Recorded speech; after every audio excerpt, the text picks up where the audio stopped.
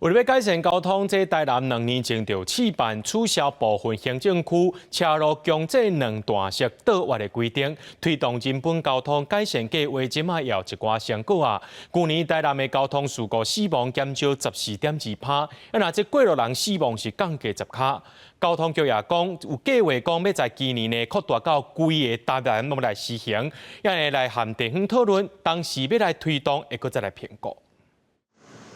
机车骑到台南民生路、参西门路相车路口，有人是直接倒拐，毛民众是甲惯死骑去台湾街，但青阳顶才搁骑。其实伫台南湾市区参永康林特顶10个行政区内单向双车道路段，才着专门开放机车通骑点内并车道，嘛无强制爱骑去台湾街。今年交通局有咧规划，全市拢照安尼来实施。消息一传出来，民众有不敢看法，不太接受，因为我会看路口，因为有些路口。 如果真的车流量比较多的话，我还是会2段式左转，因为真的很危险。台南市的红青顶吼市区啊，拢无接续，拢无连续性的。那取消这政策的话，我会使直接转过去，啊，直接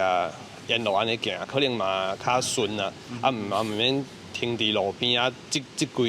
足侪人伫遐。根据交通局资料显示，113年全台南交通事故死亡人数，平110几年减少14.2%，过路人死亡人数降10%。这项试办确实有寡成效啊。台南市日本交通促进协会是支持推动这项政策，因指出，目前敢若日本50cc 以下的机车才有强制台湾，其他国家是较罕看到这款规定，因认为以车向分流来取代车进分流的方式较妥当。乐见其成啊，但是希望政府也要做好宣导的角色。